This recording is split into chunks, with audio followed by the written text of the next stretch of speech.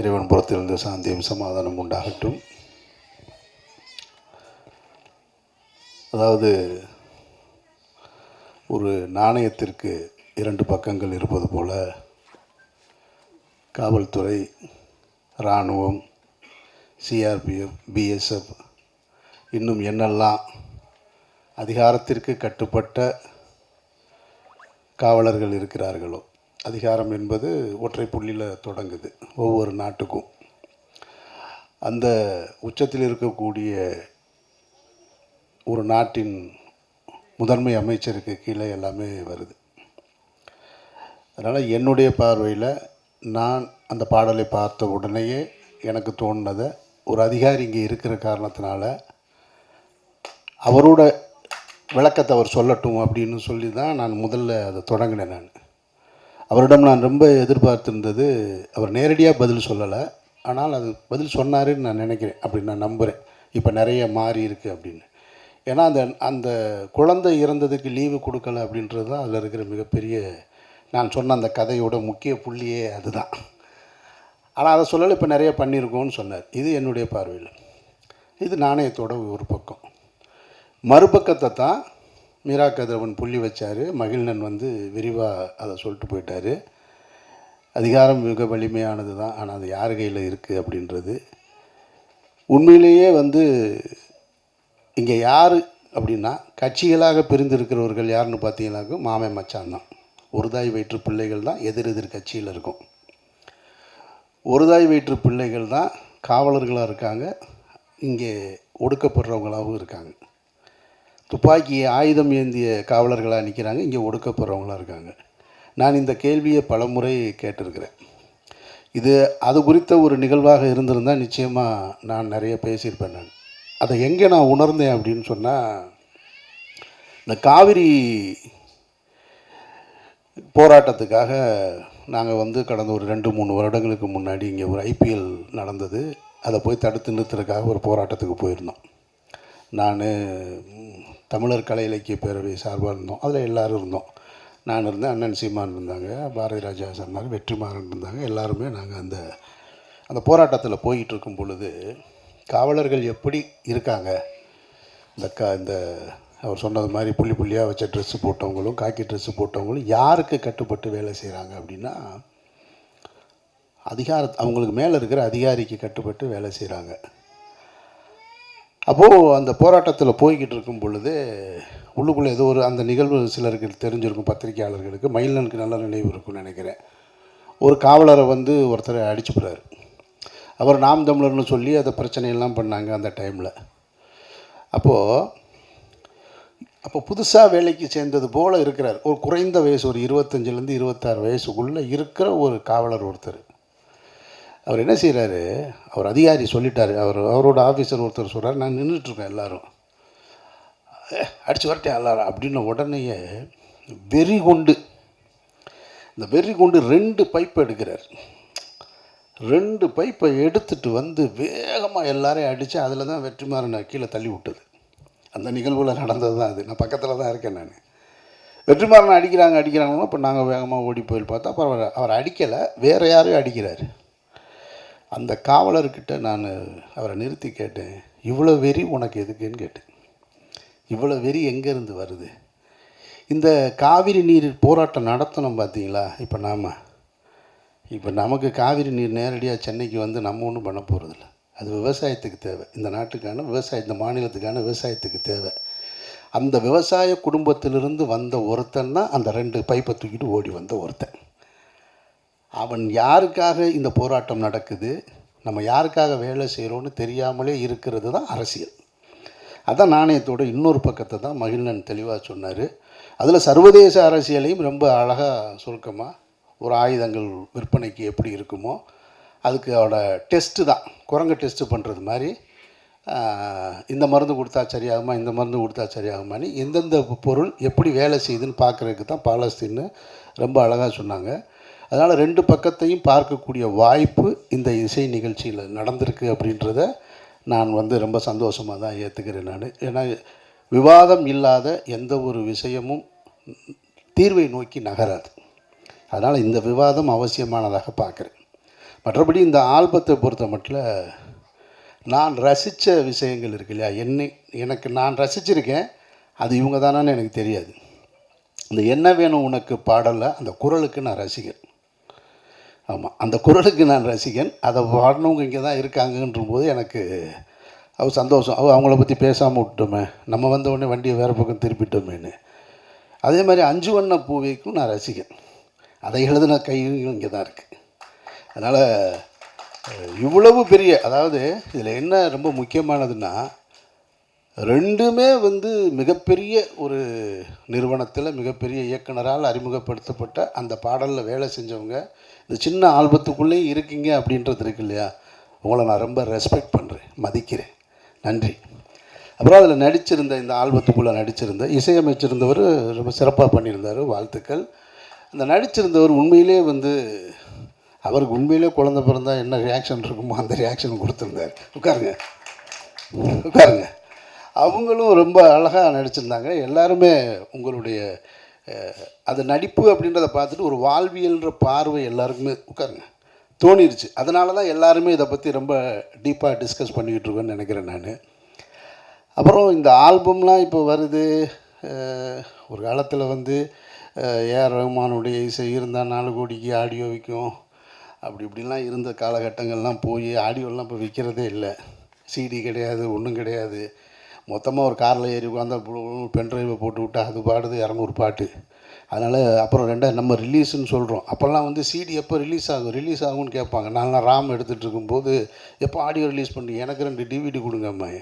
இப்போ ஃபங்க்ஷன் இங்கே நடந்துக்கிட்டு இருக்காங்க, வீட்டில் டவுன்லோட் பண்ணிடலாம், முடிஞ்சு போகுது. நம்ம வீட்டுக்கு போகிறதுக்குள்ளே அங்கே போயிடுது. அதனால் எல்லாம் மாறிடுச்சு, வியாபாரத்து தன்மையெல்லாம் மாறிடுச்சு. அதில் மீரா கதிரவன் சொன்னார், ஃபரூக் பொருள் ஈட்டணும் அப்படின்னு. எனக்கு அதெல்லாம் நம்பிக்கையே இல்லை. பொருள் ஈட்டுறவன் இந்த வேலை செய்யவே முடியாது. பொருளை தேடி போகிறவன் இந்த மேடை கிடையாது, இந்த ஆல்பம் எடுக்கவே முடியாது. அதுக்கு வேறு ஆல்பம் இருக்குது. ரொம்ப நேர்மையாக இருக்கார். அதனால் நீங்கள் எப்படியாவது பொருள் ஈட்டுங்க. அறமாக இருக்கீங்க அப்படின்னா, நெருப்போட எதிரி எது அப்படின்னா நீர். அப்படி தானே இருக்க முடியும்.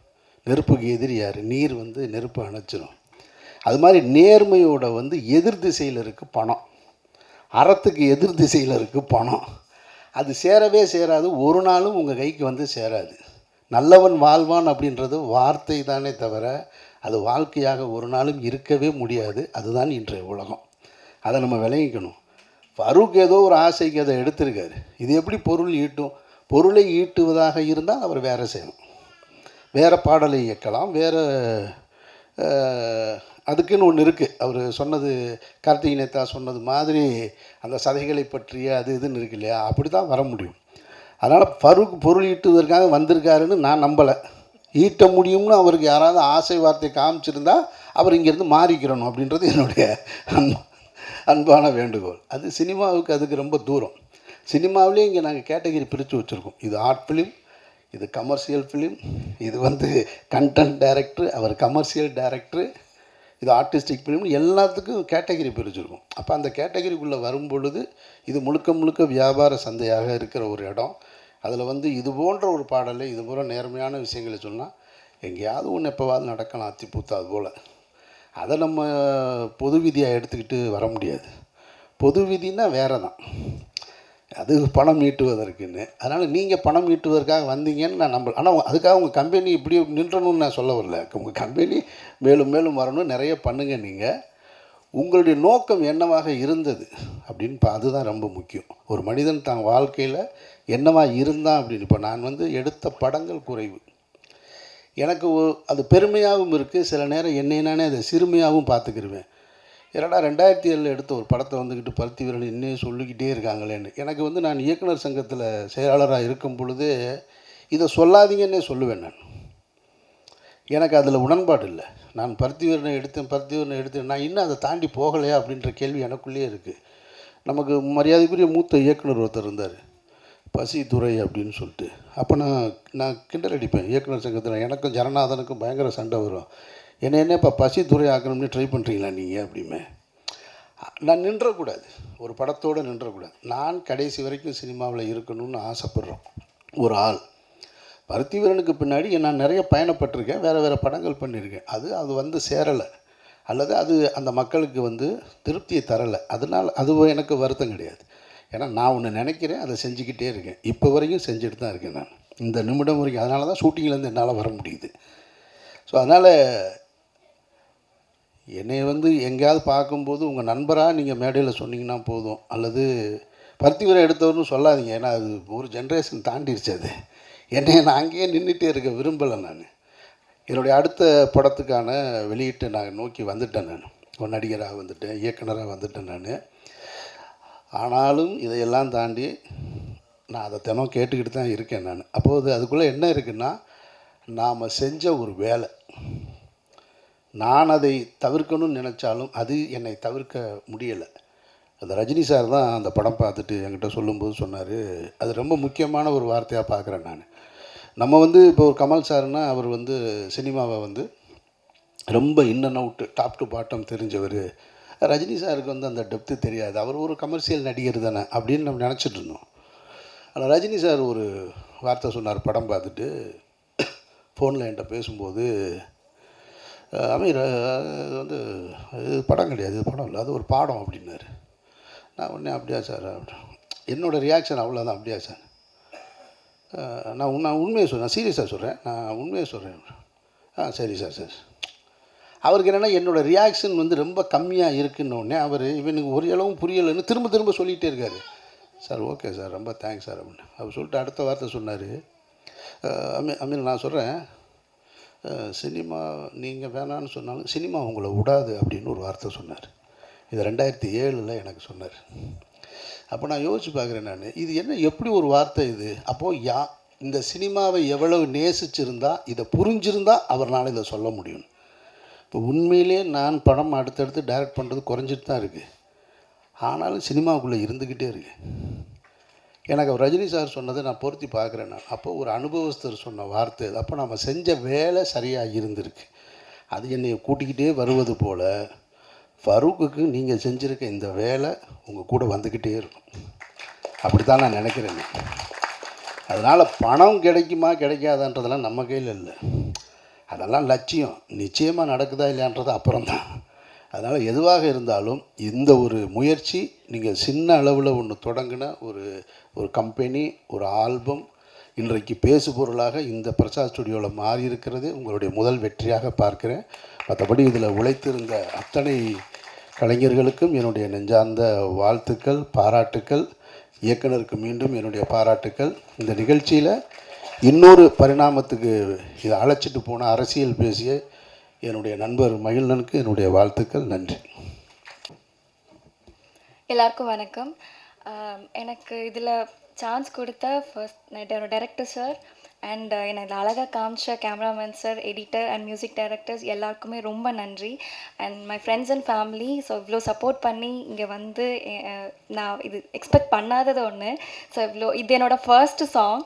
ஸோ இதை வந்து நான் இவ்வளோ பெரிய டிரெக்டர்ஸ், லிரிசிஸ்ட் எல்லாருக்கூடையும் இங்கே ஸ்க்ரீன் ஷேர் பண்ணி பார்த்து ஸோ ஃபீலிங் ரொம்ப பிளெஸ்டாக ஃபீல் பண்ணுறேன். So thank you so much. என்ன பேசுகிறேன்னு தெரியல. தேங்க்யூ.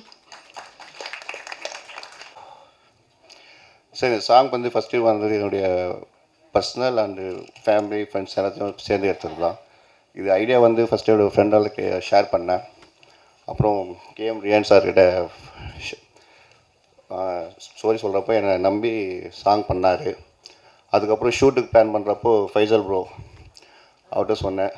ஹரிஷ் ப்ரோ சொன்ன மாதிரி எனக்கு ஃபஸ்ட் டைம், அவருக்கு வந்து ஆல்மோஸ்ட் ஒரு 17 இயர்ஸ் வந்து சினிஃபீல் ஒர்க் பண்ணார். நான் ஃபஸ்ட் டைம் சொல்கிறதுனால வந்து அவர் எதுவுமே கோச்சிக்காமல் இது பண்ணாலும் நான் என்ன கேட்கணும் நல்லா புரிஞ்சுக்கிட்டு ஒவ்வொரு விஷயத்தையும் ஃபுல்லாக சப்போர்ட் பண்ணி அவர் மேக்ஸிமம் இது ரொம்ப ஹெல்ப் பண்ணாங்க. இதெல்லாம் சாங் முடிச்சுட்டு வெளியே வரப்போ வந்து லேபிள்ஸ் பேசுகிறப்போ வந்து சார் வந்து ஃபரூக் சார் 3 டாட்ஸ் ஒரு கம்பெனி லான்ச் பண்ணுறதே பெரிய விஷயம். அதுவும் இந்த சாங்கை வந்து ஃபுல் அண்ட் ஃபுல் அவர் ட்ரஸ்ட் பண்ணி இல்லை அது பண்ணலாம் அப்படின்னு சொல்லி ரொம்ப ரொம்ப தேங்க்ஸ் சார். எனக்கு அண்டு வந்திருக்க சீஃப் கெஸ்ட் ஃபரூக் சார் சொல்லி அமித் சார் வந்தார். அமித் சாருக்கு ஸ்பெஷல் தேங்க்ஸ் சார். அவுட் சார் இல்லை Meera Kavin sir thank you sir.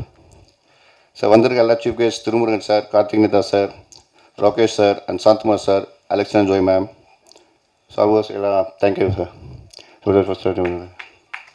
So அது தேங்க்யூ சார்.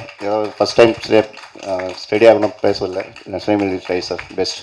Thank you sir. திரு அமீர் டைரக்டர் அவர்கள், மேடையில் வீற்றிருக்கும் சான்றோர்கள், எனது அருமை, எனது துறை நவீன், இந்த படத்தை இயக்கிய நவீன் மிகவும் எனக்கு பெருமையாக உள்ளது. மற்றும் ஆடியன்ஸ், இந்த படம் வந்து it's one of its kind. ஏன்னா அமீர் சார் சொன்ன மாதிரி நம்ம வேறு வேறு கதைகள்லாம் பார்த்துருக்கோம். சிஆர்பிஎஃப் வந்து வேர்ல்ட்லேயே மிகப்பெரிய பேராமிலிட்ரி ஃபோர்ஸ். ஆர்மி தனி இருக்குது, போலீஸ் தனி இருக்குது. இந்தியாவில் இல்லை, உலகத்திலேயே 3.5 லட்சம் ஃபோர்ஸ் இருக்குது. ஸோ எங்களோட மேண்டேட் என்னென்னா, சென்ட்ரல் ஆர்ம்டு ஃபோர்ஸ் கீழே வரும், யூனியன் ஹோம் மினிஸ்ட்ரி. எங்கெல்லாம் வந்து இன்டர்னல் செக்யூரிட்டி த்ரெட்ஸ் இருக்கோ, சேலஞ்சஸ் இருக்கோ, அங்கெல்லாம் ஃபஸ்ட்டு டிப்ளாய் பண்ணுறது சிஆர்பிஎஃப் தான். Jammu Kashmir, north east, including Assam, Manipur. இப்போ மணிப்பூரில் பிரச்சனையாக இருக்குது. 2 இனக்குழுவும் வந்து 2 பேரும் வந்து they want to finish each other. இப்போ ரீசெண்டாக 1 வீக் முன்னாடி வந்து லடாக்கில் வந்து பிரச்சனை, அங்கே பெரிய கலவரம் மாதிரி போயிட்டுருக்கு. ஸோ இங்கே இருக்கிற கோயம்புத்தூர் இருக்கிற எங்கள் ஃபோர்ஸ் வந்து 450 பேர் வந்து ஏர்லிஃப்ட் பண்ணி நாளைக்கு வந்து லேண்ட் ஆகிறாங்க. அது மட்டும் இல்லாமல் நம்ம பக்கத்தில் இருக்கிற ஆந்திரா, தெலுங்கானா, அதை ஒட்டி உள்ள சத்தீஸ்கர், ஜார்க்கண்ட், இங்கெல்லாம் இருக்கிற ரொம்ப நாளாக இருக்கிற நக்சலிசம், மாவோயிஸ்டம் கேட்குது, மாவோயிஸ்ட், அங்கேயும் வந்து பெரிய ஃபோர்ஸஸ், ஆயிரக்கணக்கான ஃபோர்ஸஸ் அங்கேயும் தான் டிப்ளாய் ஆகிருக்கு சிஆர்பிஎஃப். அது மட்டும் இல்லாமல் எங்கெல்லாம் கலவரம், மத கலவரம், ஜாதி கலவரம், எங்கெல்லாம் all over country, all throughout 30 ஸ்டேட்ஸில் எங்கெல்லாம் இருக்கோ, ஸ்டேட் கவர்மெண்ட்னால் டீல் பண்ண முடியல, லோக்கல் லா அண்ட் ஆர்டர்னால் டீல் பண்ண முடியலன்னா ஃபஸ்ட்டு அவங்க ரிக்வெஸ்ட் பண்ணுறது எங்களோட இன்னொரு அமைப்பான ரேபிட் ஆக்ஷன் ஃபோர்ஸ், ஆர்எஃப் அம்பாங்க. ஸோ அந்த மாதிரி இன்டர்னல் செக்யூரிட்டி, உள்நாட்டு பாதுகாப்பில் ஃபஸ்ட்டு ரிலை பண்ணுறது சிஆர்பிஎஃப். ஸோ ஆல்மோஸ்ட் எல்லா தேட்டர்ஸ்லையும் இருக்குது. இப்போ ரீசெண்டாக விஐபி செக்யூரிட்டி, அப்புறம் பந்தோபஸ்த், பெரிய பெரிய கோயில்கள், திருவிழாக்கள், பெரிய ப்ரொசஷன், இதுக்கெல்லாமே ஸ்டேட் கவர்மெண்ட் வந்து சிஆர்பிஎஃப் வந்து எடுத்துக்கிறாங்க. ஸோ இப்படி இருக்கிறதுனால எங்களுக்குள்ள ஒரு எங்களுக்கு ஒரு சிஸ்டம் இருக்குது, பட்டாலியன், அது கீழே கம்பெனிஸ். ஸோ ரெக்ரூட்மெண்ட் ஒரு வருஷமும் ரெக்ரூட்மெண்ட் 10,000 15,000 பேர் வந்து எடுத்துகிட்டே தான் இருப்போம். ஜவான்ஸ், கான்ஸ்டபிள்ஸ், சப் இன்ஸ்பெக்டர் இருப்பாங்க, எங்கள் இதுலேயும் இன்ஸ்பெக்டர்ஸ், அசிஸ்டன்ட் டிஎஸ்பி ரேங்கில், கமாண்டன்ட் சம்மம், அதுக்கு அடுத்த இது வந்து டிஐஜி, ஐஜி, அந்த மாதிரி. ஸோ ஒரு பெரிய ஒரு செட்டப் இருக்குது. இது எப்படி இவால்வ் ஆச்சுன்னா, நீட் பேசிஸ், ஒரு சுச்சுவேஷனுக்கு என்ன தேவை, இப்போ ஒரு கலவரம் நடக்குது, அதை எப்படி வந்து எதிர்கொள்ளணும். அப்போ அங்கே இருக்கிற ஃபோர்ஸ் 50 பேர் 100 பேர் பத்தலை, மறுபடியும் வேறு ஃபோர்ஸ் எப்படி வந்து எடுத்துகிட்டு வருது. இந்த மாதிரி ஒரு சேலஞ்சுக்கு நான் இந்த ஃபோர்ஸஸ் வந்து லேர்ன் பண்ணி இப்போ வந்து இது பிகம் மச் பெட்டர். நீங்கள்லாம் கூட செய்திகளில் பார்த்துருப்பீங்க. இப்போ வந்து நக்சல்லாம் it is in last leg, முடிய போகுது. இந்த லாஸ்ட்டு அந்த பஸ்தர்னு சொல்லுவாங்க, ஃபுல்லாக ட்ரைபல் ஏரியா, சத்தீஸ்கரில் சவுத் சத்தீஸ்கரில் இருக்க பஸ்தர் ஏரியா. இப்போ அங்கே கூட வந்து ஆல்மோஸ்ட்டு முடிய போகுது எல்லா இடத்துலையும். முன்னாடி சொன்ன மாதிரி காஷ்மீர்லேயும் நிறைய இம்ப்ரூவ்மெண்ட் இருக்குது, ஃபார் பெட்டர். இன்ஃபில்ட்ரேஷன்லாம் கம்மியாக இருக்குது. இப்போ மணிப்பூர்லேயும் இப்போ வந்து சீஸ்ஃபயர்னால் அந்த இனக்குழுக்கள் ஒன்றுக்கு ஒன்று வந்து மோதிக்கிறாங்க. அதனால் ஒன்றுக்கு ஒன்று வந்து கவர்மெண்ட் லெவலில் பேசி அங்கே ஒரு ஒரு விதமான அமைதி வந்துட்டுருக்கு. அது மாதிரி ஒரு நேஷனுக்கு ஃபஸ்ட்டு என்னென்னா பீஸ் வேணும், அமைதி வேணும். நம்ம தமிழ்நாடு நம்ம சொல்கிறோம் இவ்வளோ முன்னேறிருக்கு அப்படின்னு. எதனால்? கொஞ்சம் பேருக்கு தெரிஞ்சுக்கலாம். 80s 80களில் தருமபுரி, கிருஷ்ணகிரி, தேனி இந்த சைட்லாம் தலை தூக்க பார்த்துச்சு இந்த சேம் நக்சலிசம். ஸோ அப்போல்லாம் இருந்த போலீஸ் லீடர்ஸ், அப்போ இருந்த பப்ளிக் ரெப்ரசன்டேட்டிவ்ஸ், பொலிட்டிக்கல் வில் இருந்துச்சு அப்போ. So they strongly put down. So இதெல்லாம் ஒரு பெரிய இதெல்லாம் இப்போது பொது வெளியில் வரணும். இது ஒரு கதையாக, இது ஒரு கற்பனையாக இருந்தாலும் இந்த ஒரு கதைகள், இந்த ஒரு முக்கியமான ஒரு சோஷியோ பொலிட்டிக்கல் எக்கனாமிக் இஷ்யூஸ் எல்லாம் வெளியே வரணும். நாட் ஓன்லி அந்த நேட்டிவிட்டி, வில்லேஜ், சிட்டி சம்மந்தமான வாழ்வியல் பிரச்சனைகளுக்கு மீறி இந்த மாதிரி இம்பார்ட்டண்ட் நம்மளோட உயிர்கள், நம்மளோட ஒரு உயிரும் எவ்வளோ முக்கியமோ, ஸோ அதில் எவ்வளோ கான்ட்ரிபியூஷன் இருக்குது, இந்த மாதிரி ஃபோர்ஸஸ் இது என்ன செட்டப் இருக்குது, இதெல்லாம் மக்களுக்கு தெரியணும். இதெல்லாம் மக்களுக்கு கண்டிப்பாக இந்த மாதிரி சிஸ்டம் இருக்குது, இப்படி தான் நடந்துட்டுருக்குன்னு தெரியணும். அப்போ தான் they will become responsible citizens, they will appreciate the things.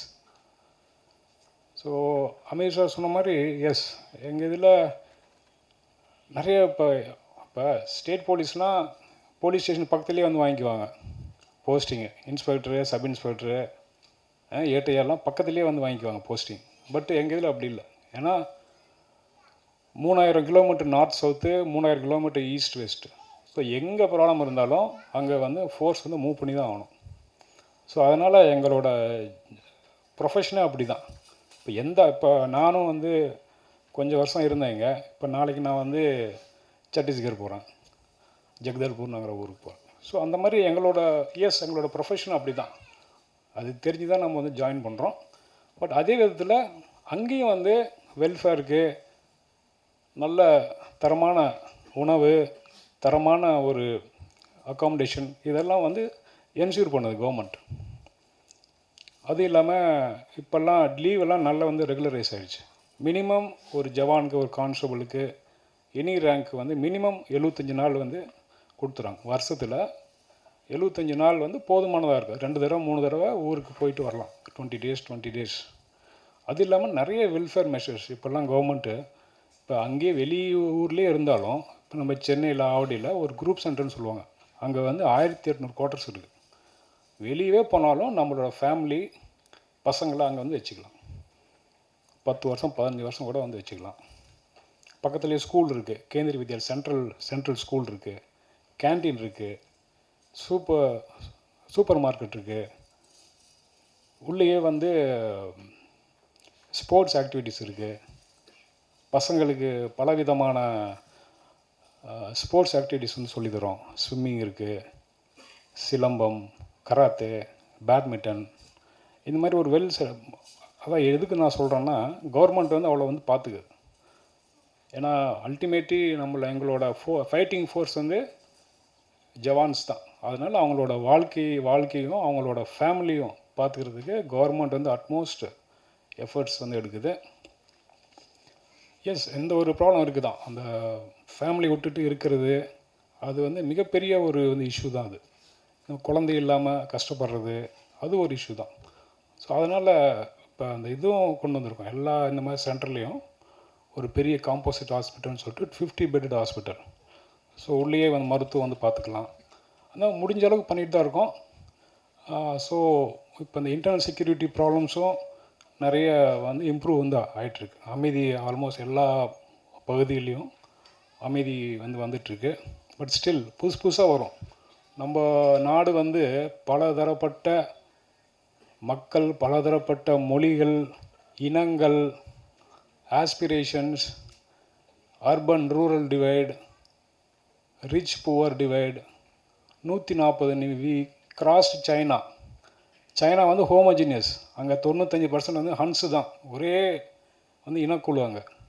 அதனால் அவங்களால கொஞ்சம் சீக்கிரமாக ஹோமோஜினியஸாக சீக்கிரமாக முன்னேற முடியுது. நம்ம இங்கே பல பிரச்சனைகள் இருக்கும். காம்ப்ளிகேட்டட், பட் ஸ்டில் நம்ம வந்து we are marching forwards in spite of so many differences, complications. So அதனால் வரக்கூடிய ப்ராப்ளமை ஃபேஸ் பண்ணுறதுக்கு எங்களை மாதிரி ஃபோர்ஸஸ் வந்து நாங்களும் ட்ரெயின்டாக நாங்களும் தயாராக இருக்கோம். ஸோ ஐ திங்க் அமீர் சாரோட கேள்விகளை ஓரளவுக்கு நான் டச் பண்ணுறேன்னு நினைக்கிறேன். ஒன்ஸ் அகெயின் நம்ம நவீனுக்கு வாழ்த்துக்கள், ரொம்ப சந்தோஷம்.